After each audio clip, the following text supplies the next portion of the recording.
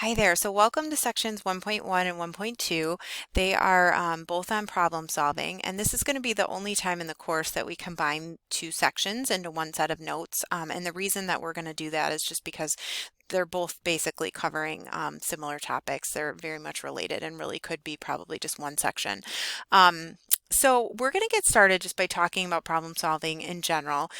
Couple things I want to say. So I think that this, for a lot of people, can be a really difficult place to start a math class because problem solving, or as you may think of them, this topic as doing story problems, tends to be one of the more difficult things for people to do in math.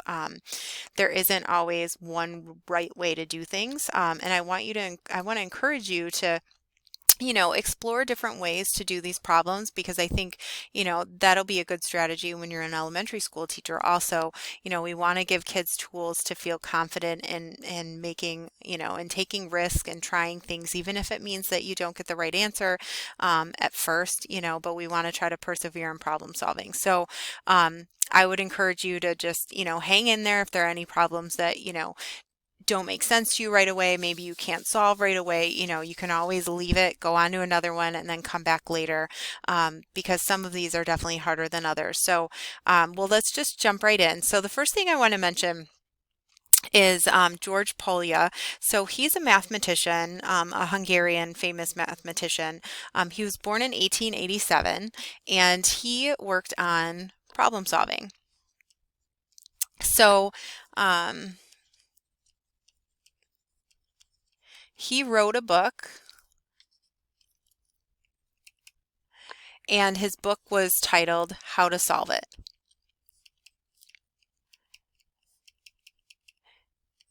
And really what he focused on in his book was these four steps in solving problems. So one, understand the problem. I think that's sometimes the hardest part. What is it asking? A lot of times you can go right to the question mark. So like just looking ahead to this first question, like I look down here and it says, what are the numbers? So before reading anything else, I have an idea. Okay, I'm looking for some numbers. And I think sometimes that can be helpful to jump to the end or jump to the sentence with a question mark to get an idea of what you're looking for. Two, devise a plan. So, how are you going to solve the problem? So we're going to cover 6 strategies.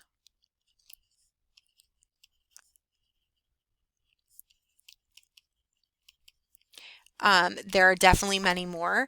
Like I said in the beginning, I really want to encourage you to don't feel like you have to do certain problems a certain way. Even if I show you how to do it a certain way, feel free to come up with your own way or use a different strategy. Find a strategy that makes sense to you.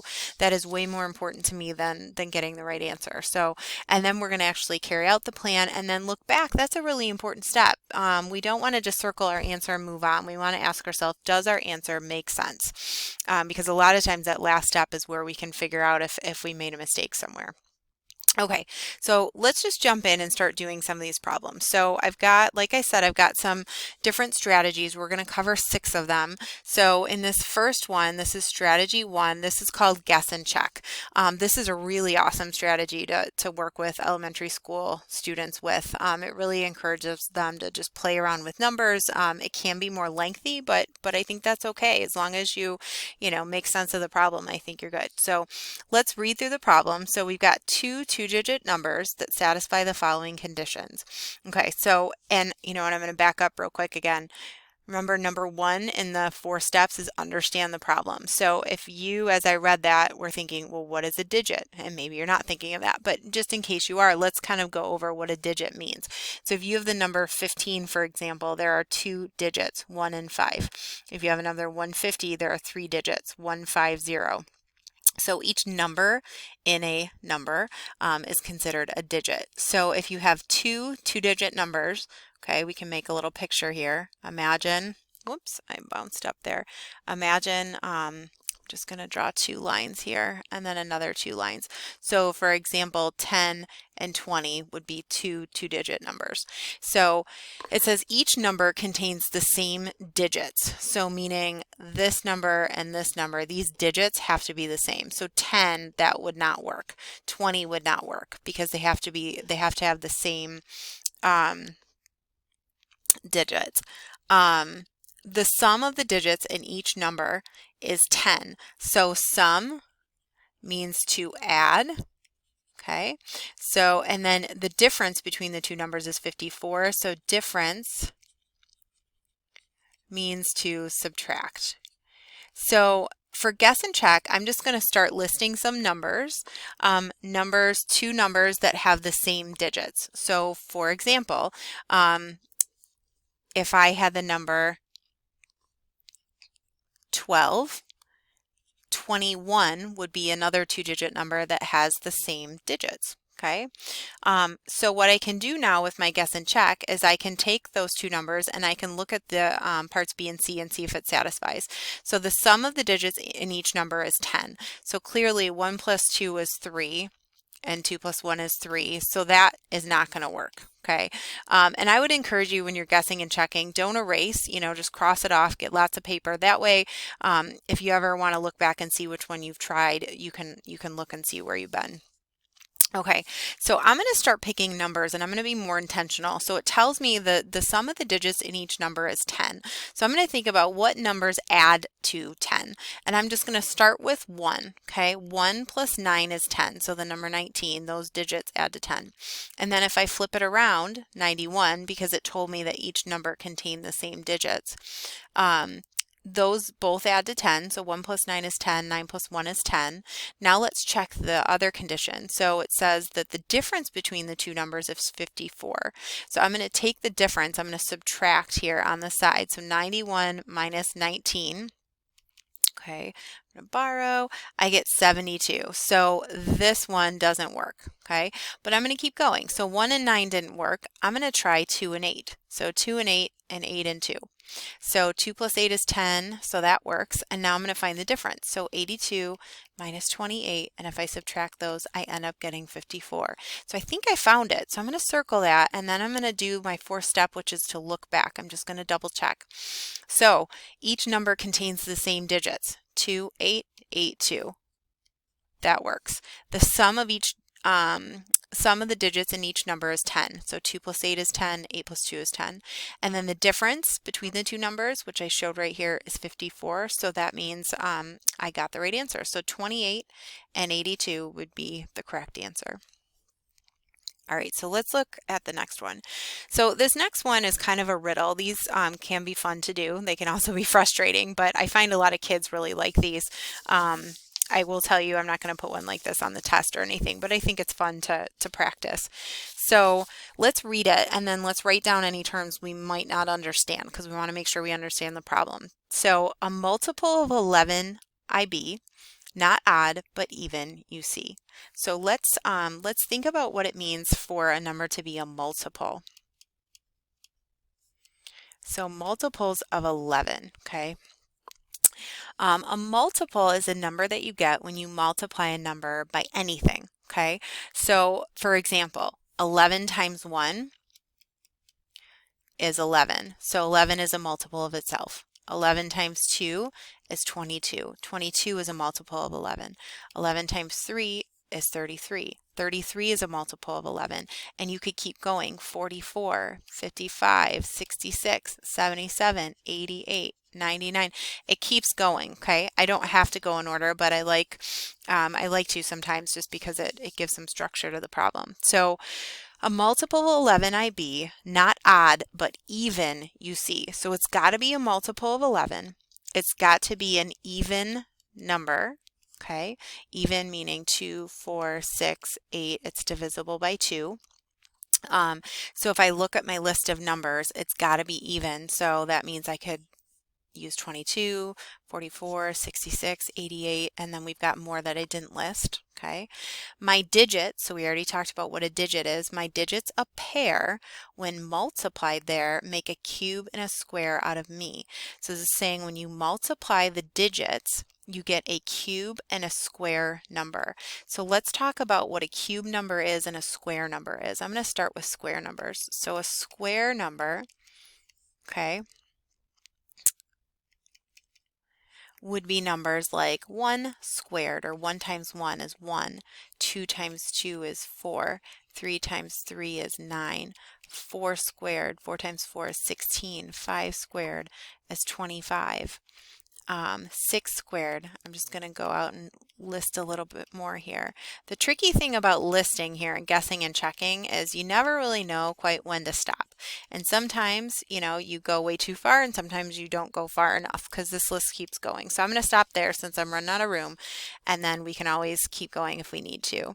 So cube numbers, okay, so cubes are numbers that you get when you cube a number. So 1 cubed, 1 times 1 times 1 is 1. 2 cubed, 2 times 2 times 2 is 8. 3 cubed, 3 times 3 is 27. 4 cubed, 4 times 4 times 4 is 64. 5 cubed, 5 times 5 times 5 is 125. Now I'm going to stop there only because I'm looking at the squares and the cubes, and it says that when you multiply the digits, you're going to make a cube and a square number. So I'm looking at my multiples 11, and I think 125 is probably pretty good so far. So I'm going to leave that there. So I'm going to come back to my multiples 11, and I'm going to multiply those digits and see if I can get a square or cube number. So 2 times 2 is 4. Now 4 is a square number, but it's not a cube. So that's not going to work. 4 times 4 is 16. So 16 is a square number, but it's not a cubic number. So that's not going to work. 6 times 6 is 36.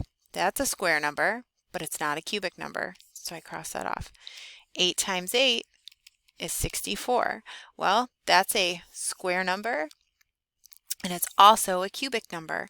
So that's going to be our winner. So the number that we're looking for here that meets the criteria is 88. And let's just look back and make sure. So is 88 a multiple of 11? Yes. It's not odd, but even. Yes, it's even. My digit's a pair, so 8 and 8 when multiplied, so 8 times 8 is 64, make a cube and a square out of me, which is true. 88 is our answer. And if you're wondering right now, you know, or maybe even thinking like there's no way that I could get that quickly, I don't think that shouldn't be your expectation. So, and actually as I'm going through these problems, I would highly recommend that you just pause the video before I go through it, and you take a crack at it first, and then you can watch the video after to fill in any gaps or get some hints if you need them. But keep in mind that, you know, it's not always going to go this quickly. So, you know, I have an answer key prepared ahead of time, so that's why it makes it, you know, a little bit faster, or sometimes a lot faster when I go through it. Okay, so strategy 2 is draw a picture. I love this one. I use this quite a bit. So, and again, I would just pause the video at this point and read this question and try it on your own first. So it says, Madison was hungry at the hotel and decided to find a breakfast bar. She entered the elevator and went down 5 floors. Okay, so I'm going to stop there. It looks like a longer problem. I'm just going to jump to the part with the question mark just so I know what I'm looking for. It says, can you help Madison find the floor where her room is located? So that gives me some help there. So now I can go back and start reading again. So we're trying to figure out where is Madison's room. So I've got Madison, okay, and she's on her floor right now. And she said she entered the elevator and went down 5 floors. So I'm just going to draw a picture, okay. So she went down 1, 2, 3, 4, 5 floors. So she went down 5 floors. And then she went up 9. So now she went up, to draw 1, 2, 3, 4, 5, 6, 7, 8, 9.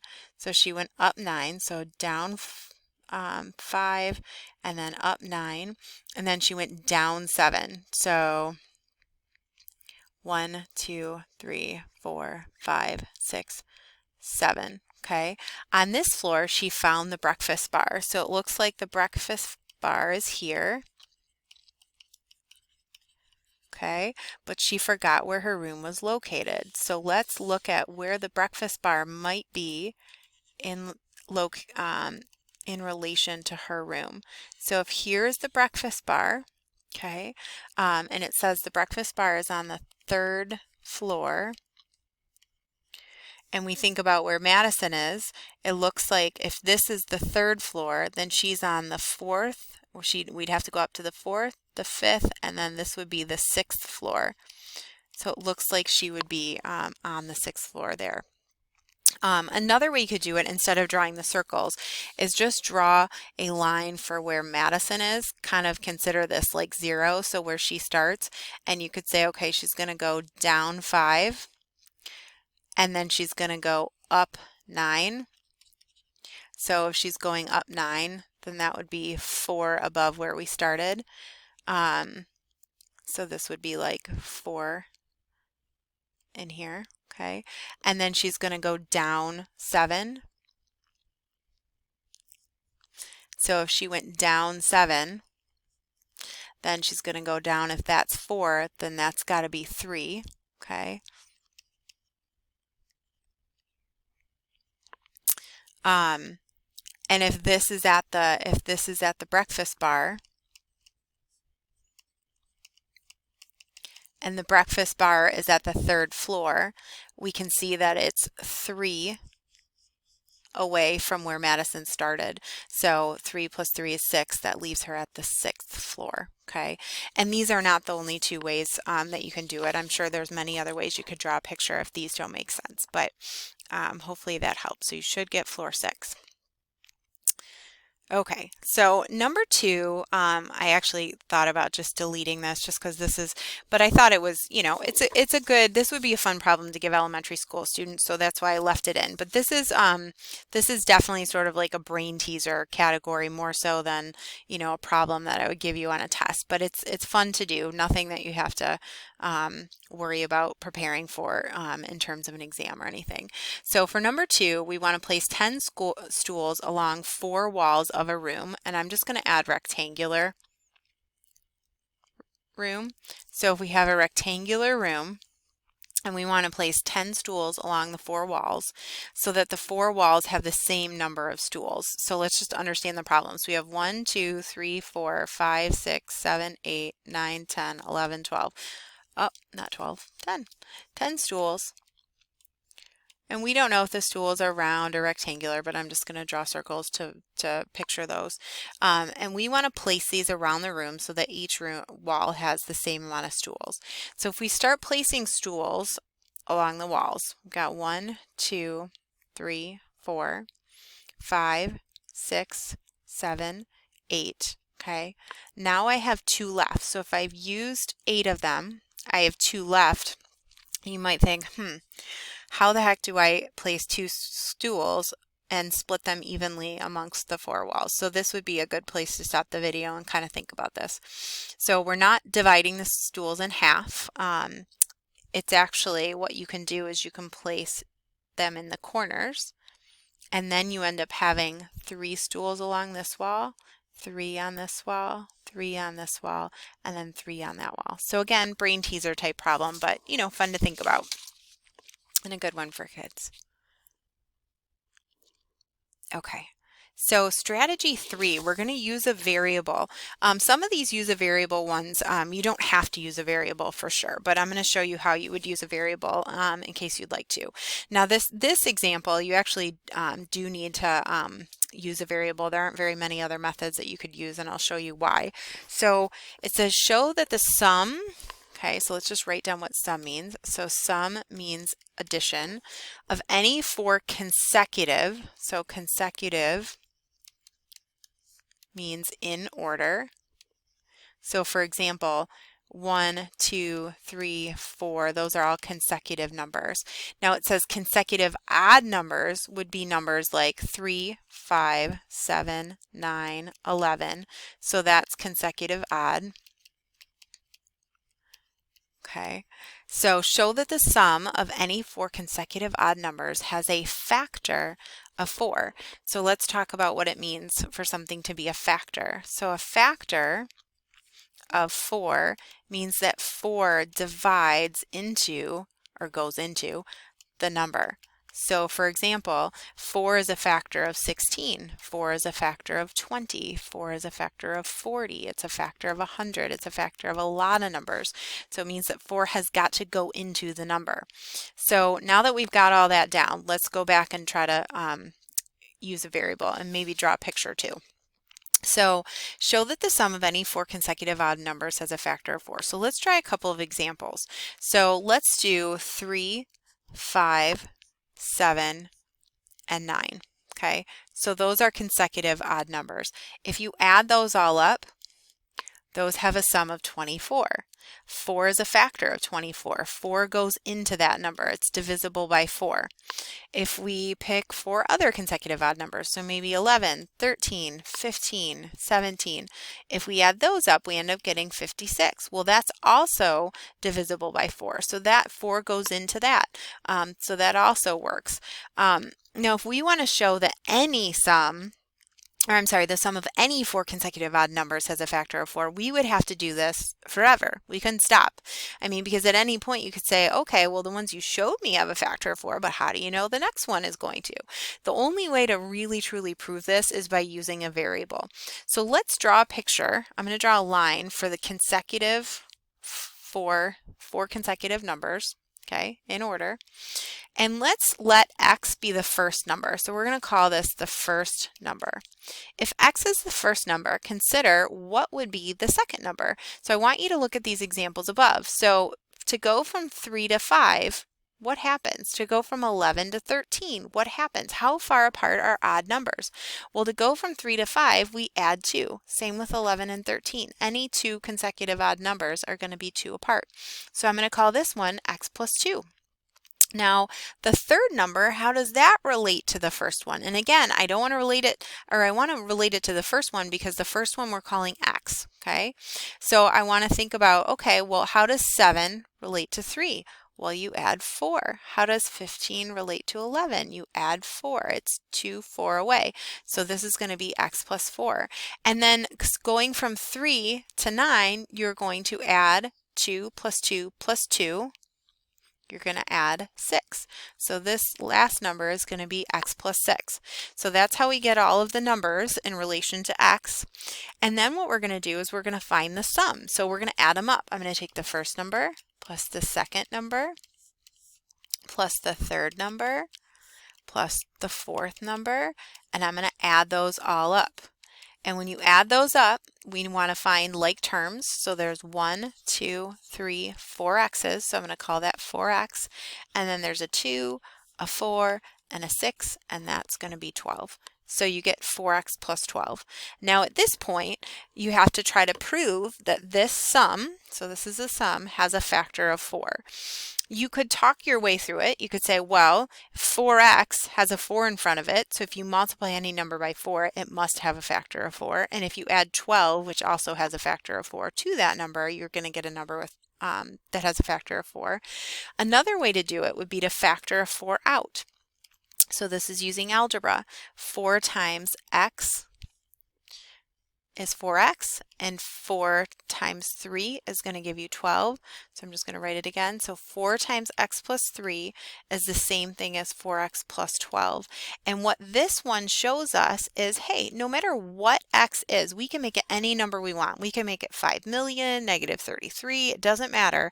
We're going to end up adding 3 to it, and then we're going to multiply it by 4. And when you multiply any number by 4, it automatically makes it have a factor of 4. So this algebraic expression here just proves that the sum of any 4 consecutive odd numbers has a factor of 4.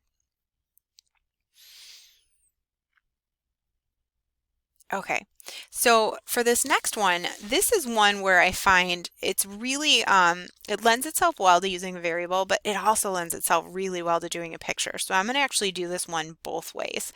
So, and if you're not a fan of algebra, then you can just skip the algebraic way. I'll never ever, like on a test or anything, require you to use a certain method.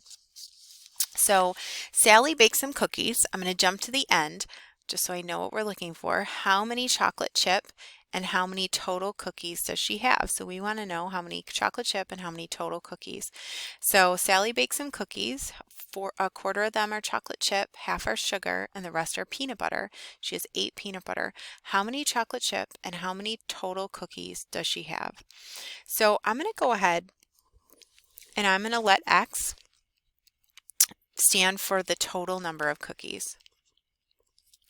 And the reason I'm making it the total and not the number of chocolate chip, because we were asked for both, is because I'm in the problem when we see the, like in the second sentence, a quarter of them are chocolate chip. Well, this them, that's the total number of cookies. So if I make X the total, then I can go ahead and read this again and use algebra. So if a quarter of them, or the total, are chocolate chips, you write it like this: a quarter of means times in math. So a quarter of them are chocolate chip. So these are the chocolate chip. A half are sugar. So the sugar, 1/2 are sugar, and the rest are peanut butter. And we have 8 peanut butter, okay? If we add those together, so the chocolate chip, the sugar, and the peanut butter, we're going to get the total number of cookies. Well, we said the total number of cookies is X, so I can set that equal to X. And then if I solve that, then I'll get the total. So if I add those together, now there's a couple of different ways you could do this. You're going to have to get a common denominator if you want to add the fractions. One trick that you can use, which I really love, is called clearing the fractions, and you can multiply all of these numbers by the same number as long as you're consistent. It won't change your outcome.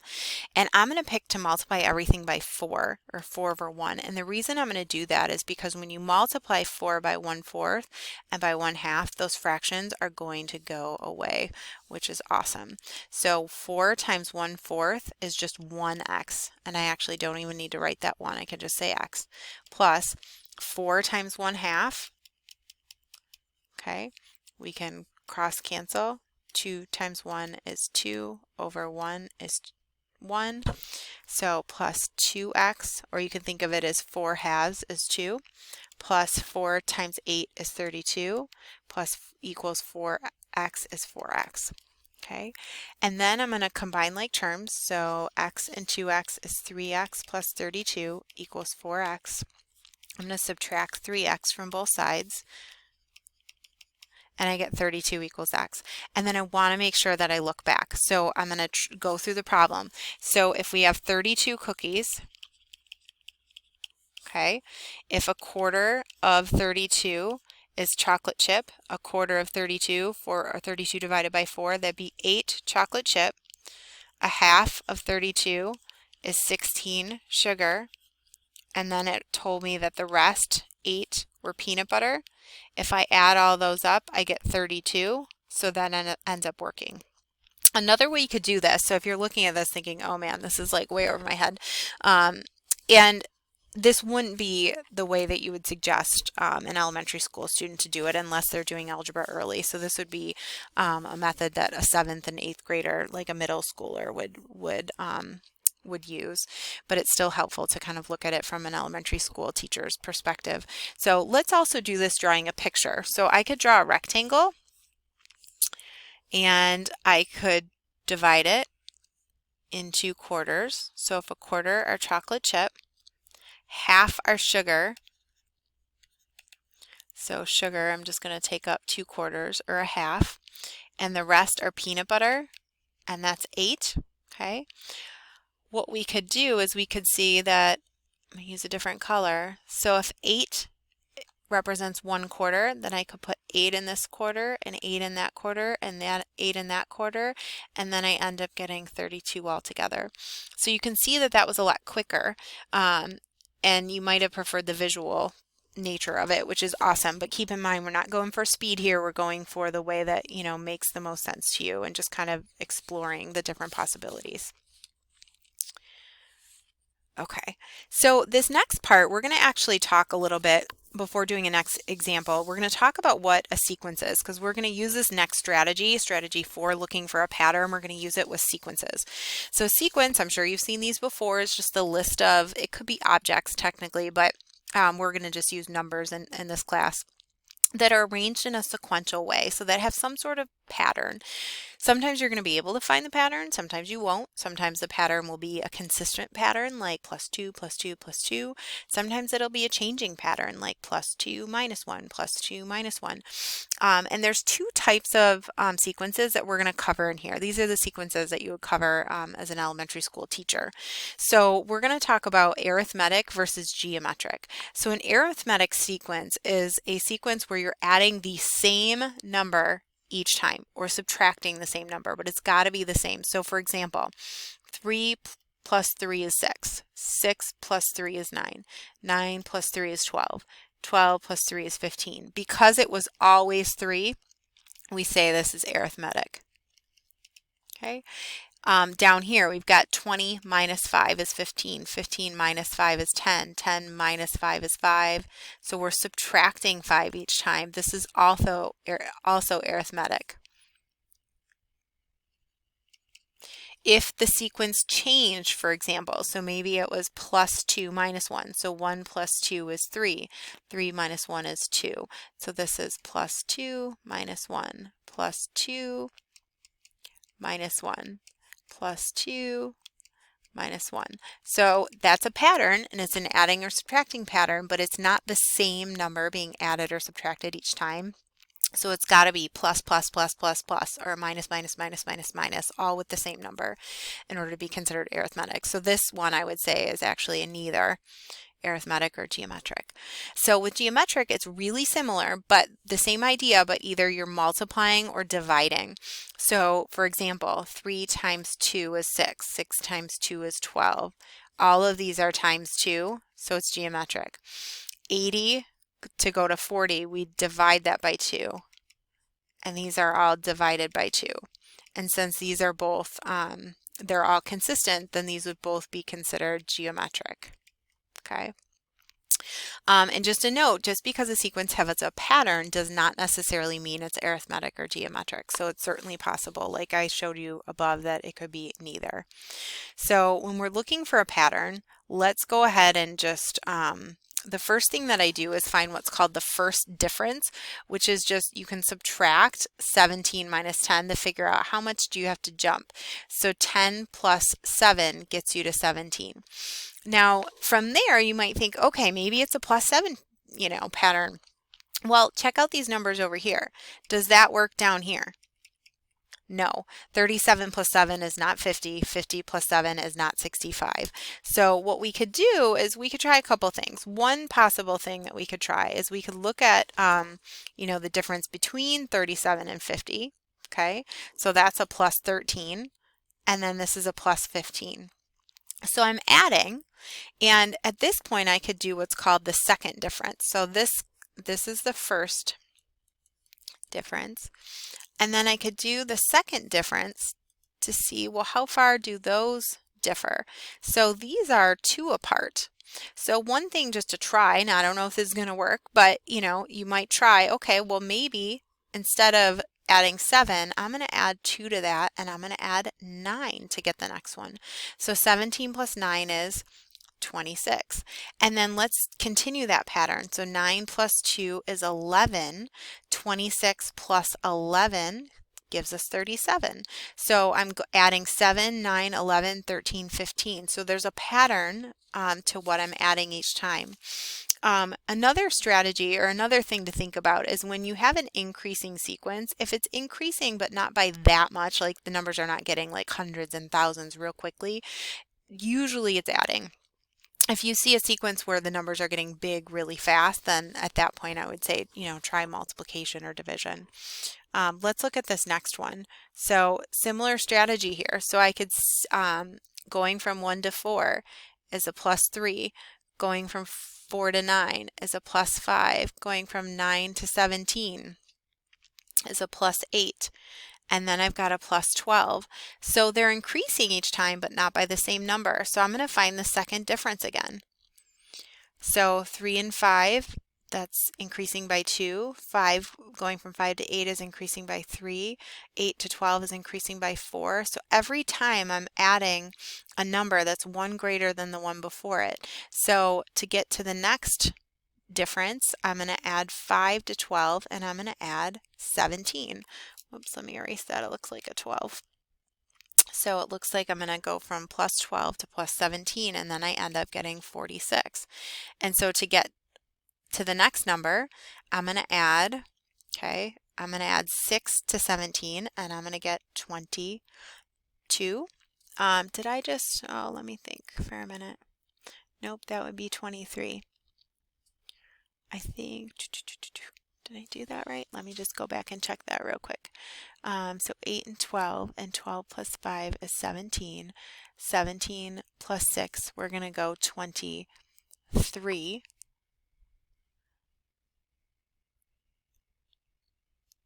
Okay, so I'm going to do 46 plus 23. Okay, and I've got 69. And then I'm going to add 7 to this. So 23 plus 7 is plus 30, and then I'm going to get 99. Okay.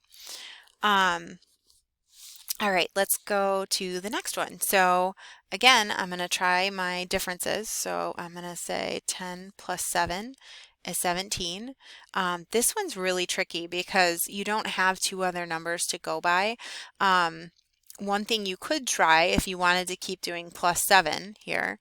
So 17 plus 7, you could kind of do it that way and get 24.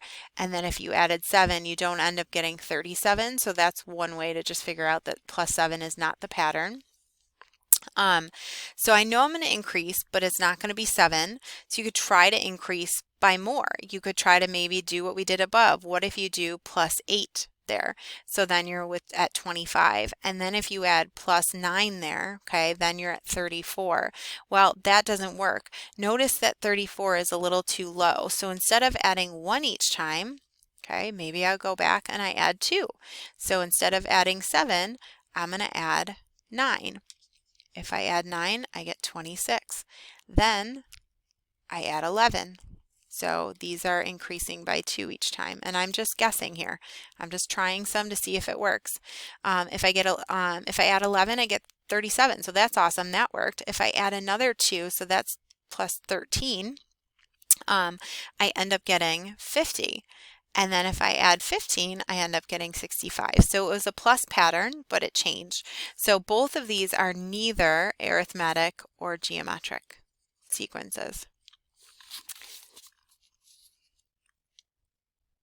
Okay, so we're on to strategy 5 out of the 6 strategies. This one is make a list.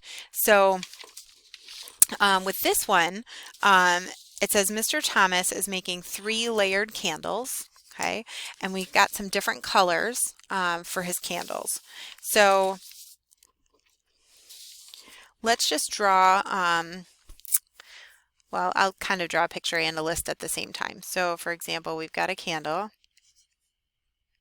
okay, and he's using red, green, and blue. So for example, this might be red, this might be green, and this might be blue. That's one candle that you could make, okay?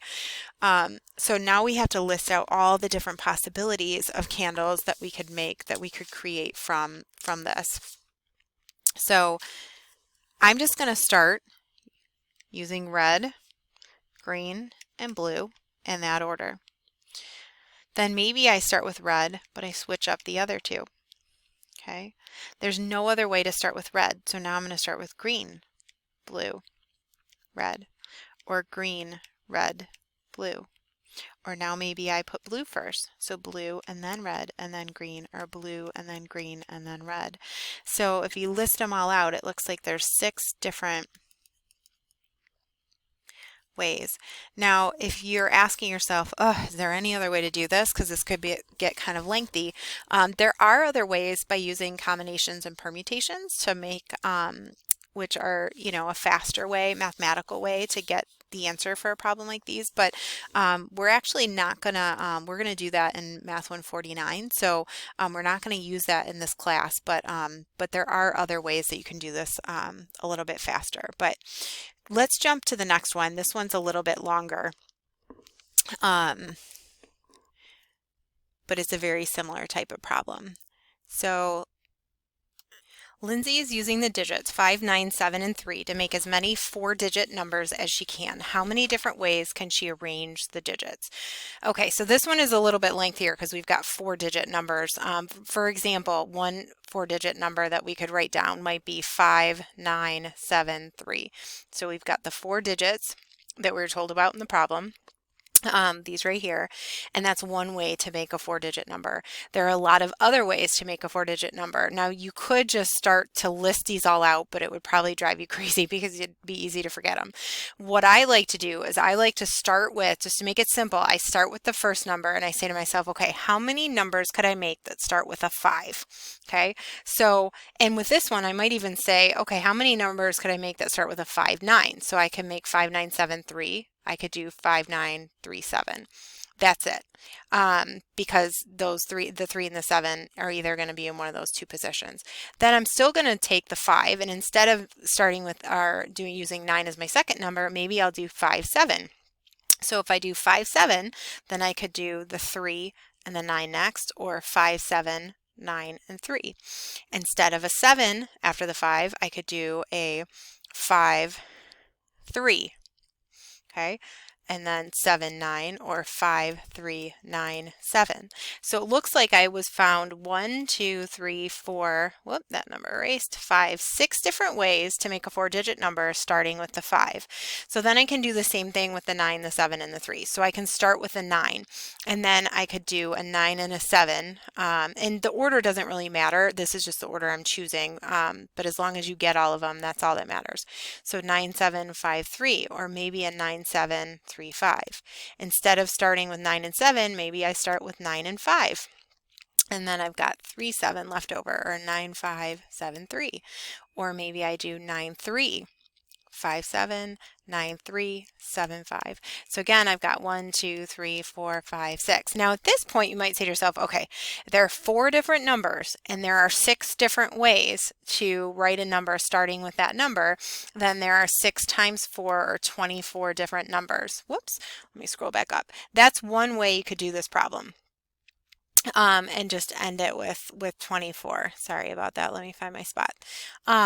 Or if you wanted to continue to list them out, you could certainly continue to list them out. So if we can continue to list them out, I would then start with, I would start with a 7. So there are 6 different types of numbers that I could start with a 7. So I could do 7, 9, 3, 5, or 5, 3. I could do 7, 5.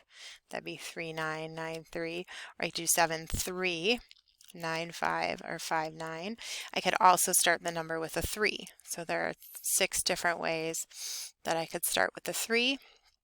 I could do 3, 9, or I could do a 3 and a 7. I could do 3 and a 5.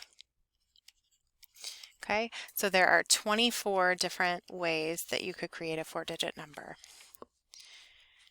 All right, so last one. And then we've got some extra practice too, but I'm going to do that in a separate video. So strategy 6, solve a simpler problem. So we're trying to find this sum. Notice there's it's called an ellipsis here, dot, dot, dot. So really I'm trying to find the sum of 1 over 2 to the second, plus 1 over 2 to the third, plus 1 over 2 to the fourth. I'm just going to write this all out real quick because I think it's good to visualize.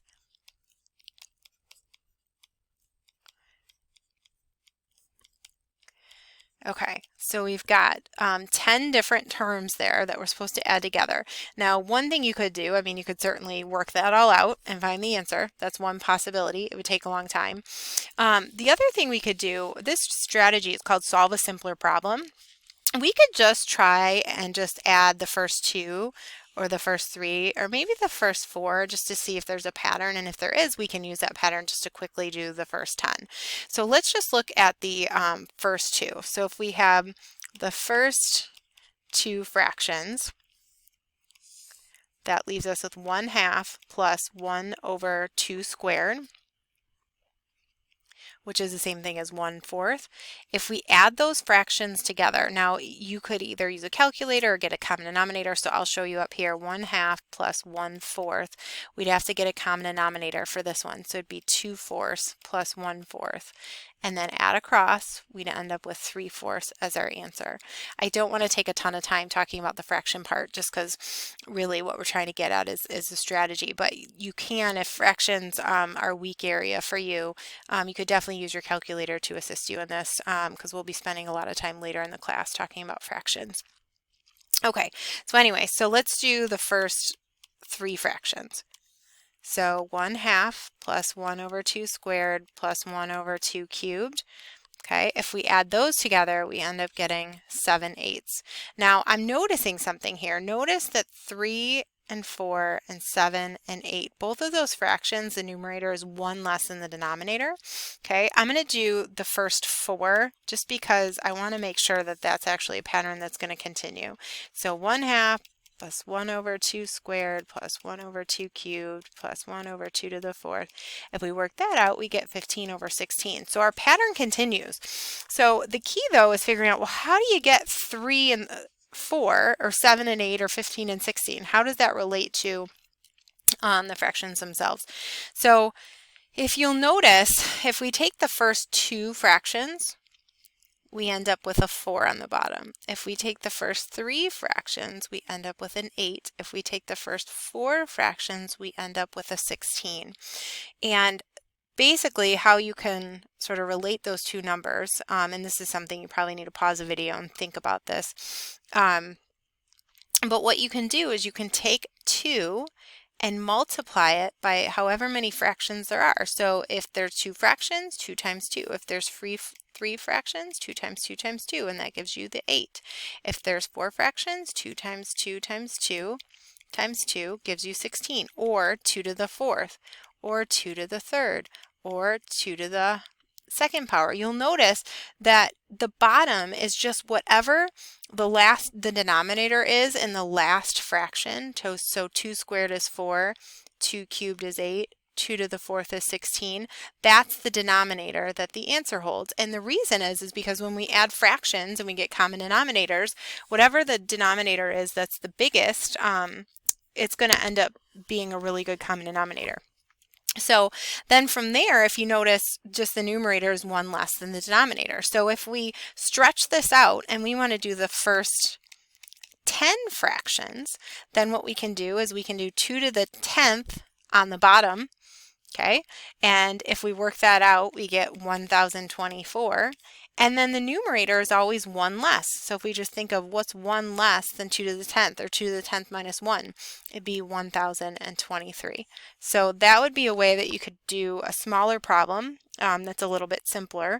I know it doesn't seem simple, but it's simpler than adding all 10 to answer the question. So we're going to stop there. I'm going to make another video with some example problems if you're looking for some more story problems. I will tell you that most of the homework questions, you can relate them to one of these 2 videos that I'm going to make.